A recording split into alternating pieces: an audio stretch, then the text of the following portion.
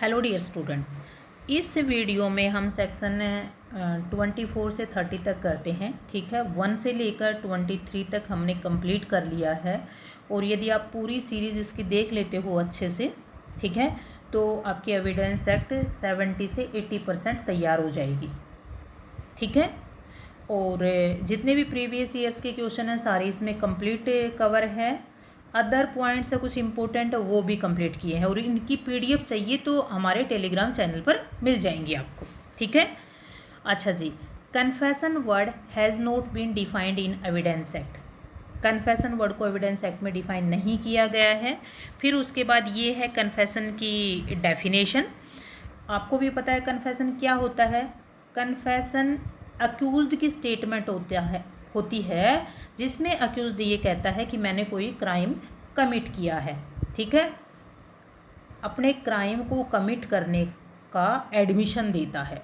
ठीक है, अच्छा, फिर उसके बाद एक पर्सन आता है, एक क्वेश्चन आता है कि कौन सा ऐसा केस है जिसमें कन्फेशन की डेफिनेशन दी गई है। ठीक है, पाकला नारायण का पहला केस है जिसमें कन्फेशन की डेफिनेशन दी है लॉर्ड एटकिन ने। ठीक है, उसके बाद ये ऑनरेबल सुप्रीम कोर्ट ने पाकला नारायण केस की जो स्टेटमेंट है उसको एडमिट कर लिया है पलविंदर कौर के केस में। लेकिन पलविंदर कौर के केस में 2 पॉइंट बोले हैं, वहाँ पर 1 पॉइंट बोला था। ठीक है, अच्छा जी, फिर उसके बाद कन्फेशन कितने प्रकार की होती है, तो कन्फेशन कितने प्रकार की होती है, ये 2 टाइप्स की होती है। एक जुडिशियल कन्फेशन, दूसरी एक्स्ट्रा जुडिशियल कन्फेशन। कहीं कहीं आपको 3 प्रकार की भी लोग बोलेंगे। सोलिक्यू यानी कि इंसान खुद से बात करता है, कोई दूसरा सुन लेता है। ठीक है, सेल्फ टॉक। तो कन्फेशन 2 काइंड्स की होती है बेसिकली, अगर हम काइंड्स करें तो। बाकी सोलिक्यू भी इसी में कहीं ना कहीं इनहेरेंटली इंक्लूड है। ठीक है, उसके बाद इसका केस है यही साहू वर्सेस यूपी, ये सोलिक्यू से रिलेटेड। ठीक है, ये सोलिक्यू जो स्टेटमेंट खुद से बातें करते करते बोल रहा है वो रिलीवेंट हो जाती है जी कन्फेशन। फिर उसके बाद एक केस है बाल मुकुंद का, एम्पायर वर्सेस बाल मुकुंद। इसमें ये कहा है या तो पूरी एक्सेप्ट की जाए या पूरी रिजेक्ट की जाए। अब तक हमारे पास 4 केसेस आ चुके हैं। याद रखना, कन्फेशन में सारे केसेस मोस्ट इंपॉर्टेंट है कि ये कन्फेशन से रिलेटेड है, ये कन्फेशन से रिलेटेड है, केसेस याद रखना है। ठीक है, ये काइंड ऑफ कन्फेशन बता ही दिया है। और ये क्वेश्चन आता है कि विलेज एडमिनिस्ट्रेटिव ऑफिसर को यदि कोई स्टेटमेंट दी जाती है तो क्या एडमिशेबल होती है, यस होती है।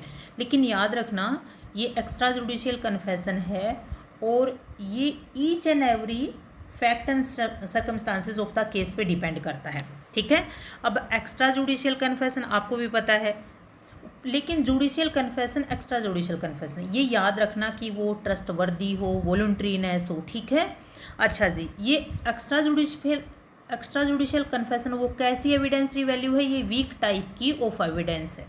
ठीक है, वीक टाइप एविडेंस है। उसके बाद है ये जो सारे फैक्ट हैं कि वीक टाइप ऑफ एविडेंस है, किस केस में कहा गया है, Balwinder Singh versus state of Punjab. एक बलविंदर सिंह का केस है, एक पलविंदर सिंह का केस है, दोनों अलग अलग केस है। ठीक है, पलविंदर का केस कन्फेशन से रिलेटेड है, ये भी आ जाता है।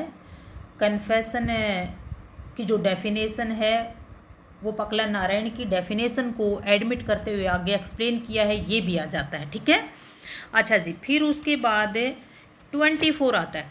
देखो 24 में हमें बेरक जब पढ़ते हैं तो कई बातें हैं उसमें, तो बातें प्रीलिमिनरी के पिक पॉइंट से हमें मेंस के लिए क्या क्या चीज़ें याद रखनी चाहिए। सबसे पहले कि कोई भी स्टेटमेंट दी है वो अक्यूज्ड ने दी है, जिस पर्सन के खिलाफ कोई चार्ज है। ठीक है, दूसरा किसको दी है, पर्सन इन अथॉरिटी को दी है। और मतलब क्यों दी है, क्योंकि उसके ऊपर इंड्यूसमेंट, थ्रीट और प्रोमिज किसी भी तरह के ये यूज किए गए थे। ठीक है, इसको आप पीटीआई भी बोल सकते हो, PTI, P promise, T threat, I inducement. ठीक है, याद रहेगा। उसके बाद ये कोर्ट देखता है। ठीक है, कोर्ट को लगता है कि ये यूज करके, पीटीआई यूज करके स्टेटमेंट ली है और उसको लगता है कि उन्हें इस तरह की कोई चीज़ें दिखाई गई हैं कि उसे कोई भी गेन मिलेगा अक्यूज्ड को, या फिर किसी भी ईविल से अवॉइड करवा दिया जाएगा। ठीक है, तो ये दोनों पॉइंट ये भी याद रखने जरूरी हैं। उसके बाद है सेक्शन 25। सेक्शन 25 क्या कहता है कि no confession made to police officer shall be proved as against a person accused of any offence. ठीक है, यदि कोई भी अक्यूज्ड पुलिस ऑफिसर को कोई भी स्टेटमेंट देता है तो वो कन्फेशन नहीं मानी जाएगी, प्रूव नहीं की जाएगी। ठीक है, confession before police officer will not be proved and is not admissible. ये एक एक पॉइंट है ना, ये प्रीलिमिनरी में आए हुए पॉइंट है। ठीक है, जब आप क्वेश्चन एमसीक्यूज करोगे ना तो अपने आप समझ जाओगे। Is irrelevant in criminal proceeding. ठीक है, सेक्शन 25 की स्टेटमेंट है इरेलीवेंट है। ठीक है, अब ये जो केस है ये एफआईआर जाके एक अक्यूज्ड पुलिस को बोलता है कि क्राइम कमिट हुआ है, तो क्या उसने जो बोला है एफआईआर लॉज हो गई है। ठीक है, तो उसके खिलाफ ये कन्फेशनल स्टेटमेंट है क्या, तो सेक्शन 25 इस चीज़ को प्रोहिबिट करता है कि ये एफआईआर एज ए कन्फेशन नहीं मानी जाएगी। इसका केस है एक और अग्नू नगेसिया स्टेट ऑफ बिहार। ठीक है, ये एफआईआर वाला इसमें डिसाइड हुआ था। केस याद रखना, ये 25 से रिलेटेड है।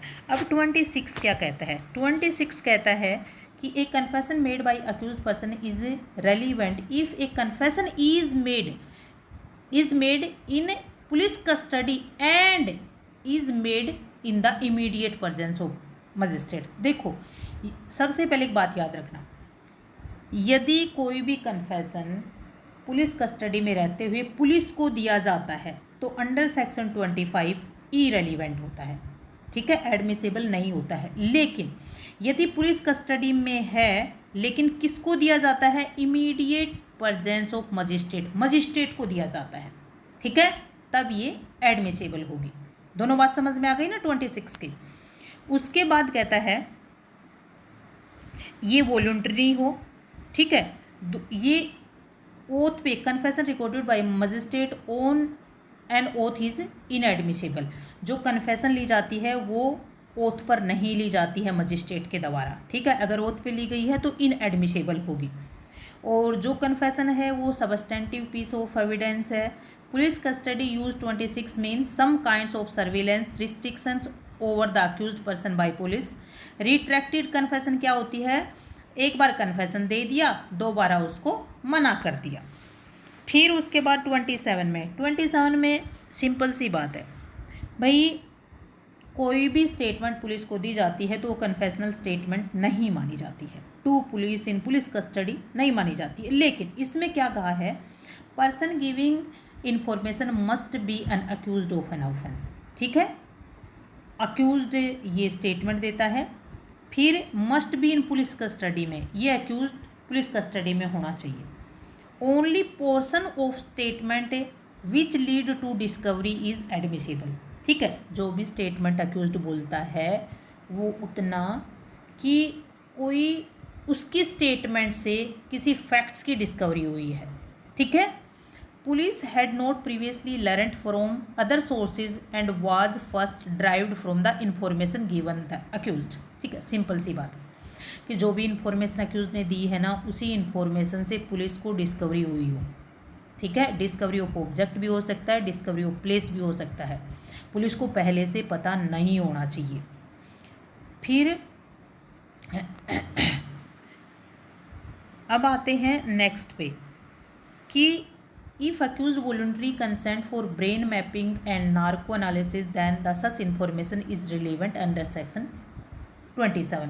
बेरक्त जरूर पढ़ना इन सब के साथ। ठीक है, उसके बाद है स्टेट ऑफ यूपी और द्योमन उपाध्याय। इसमें कॉन्स्टिट्यूशनल वैलिडिटी ऑफ सेक्शन 27 को डिसाइड किया है कि कॉन्स्टिट्यूशनली वैलिड है। ठीक है, ये पुल्लुकोरी कोटैया वर्सेस एम्परर में पूरी तरह से सेक्शन 27 के स्कोप को एक्सप्लेन किया गया है। फिर मोहम्मद इनायतुल्ला स्टेट ऑफ महाराष्ट्र। ठीक है, doctrine of confirmation by subsequent event. फिर ये Selvi versus state of Maharashtra. और फिर उसके बाद ये Ibrahim versus state of Karnataka, ये केस इन सबसे रिलेटेड है। देखो ये वो सारे केस है ना, केस कन्फेशन से रिलेटेड है, इसे ज़रूर याद रखना है, ठीक है। फिर उसके बाद सेक्शन 28 क्या कहता है कि यदि ये टीआईपी, मैंने टीआईपी के नाम से याद कर रखा है, लेकिन आप पीटीआई के नाम से भी याद कर सकते हो इसे, ठीक है। Threat, promise, inducement. कन्फेशन यदि पूरी तरह से फुल्ली रिमूव्ड कर दिया जाता है उसके बाद ये कन्फेशन रेलिवेंट हो जाती है। सेक्शन 29 कहता है 5 पॉइंट्स कि इन 5 सिचुएशंस में यदि कोई भी कन्फेशन दी जाती है तो रेलिवेंट हो जाती है। क्या कहता है? Confession otherwise relevant note become irrelevant because of promise of secrecy, ठीक है। ये एक्स्ट्रा जुडिशियल कन्फेशन की सिचुएशंस है। 29 में कितनी सिचुएशंस हैं? 5 सिचुएशंस। इनमें से किसी सिचुएशन में यदि कोई भी कन्फेशन दिया जाता है तो क्या होगा? रेलिवेंट होगा। क्या कहता है? Under a promise of secrecy. Next है in consequence of a deception practice on an accused person for purpose of obtaining it, ठीक है। कोई भी डिसेप्शन प्रैक्टिस किया गया है, धोखे में कोई स्टेटमेंट ले ली गई है। When the accused was drunk, यदि वो बहुत शराब पी रखी थी तब उससे कोई भी स्टेटमेंट ले ली है, पूछ ली है कोई बात। फिर in answer to a question need not have answered, ठीक है। वो आंसर देने के लिए बातें नहीं है लेकिन उसने आंसर दे दिया है, ठीक है, और उससे कोई ऐसी कन्फेशनल स्टेटमेंट आ गई है तो।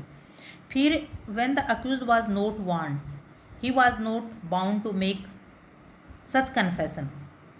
देखो जब भी कन्फेशन 164 में ली जाती है तो वार्निंग दी जाती है ना, बिना वार्निंग दिए कुछ पूछ लिया जाता है और उससे कुछ रेलिवेंट चीज़ें अगर आ जाती हैं तो एक्स्ट्रा जुडिशियल कन्फेशन में प्रूव किया जा सकता है। सेक्शन 29 कहता है। कितनी सिचुएशंस है? 5 सिचुएशन। 29 का जो केस है वो स्टेट ऑफ यूपी सिंघारा सिंह, ठीक है। उसके बाद सेक्शन 30 क्या कहता है? कन्फेशन ऑफ को अक्यूज्ड। जो ये सेक्शन 30 है ना, इसको सेक्शन 133 एक्म्प्लिस के प्रोविज़न के साथ पढ़ा जाता है। 133 एविडेंस एक्ट, और इन 3 सेक्शन को साथ पढ़ा जाता है। ये दोनों तो साथ मेंस में भी आते हैं, एविडेंस एक्ट में भी, लेकिन इसके साथ एक सेक्शन और है 306 CRPC, अप्रूवर के बारे में बताता है, ठीक है। अच्छा, सेक्शन 30 के लिए जो को अक्यूज्ड है उसने यदि कोई भी कन्फेशन दे दी तो साथ वाले अक्यूज्ड के लिए कोर्ट कंसीडर करेगा, ठीक है।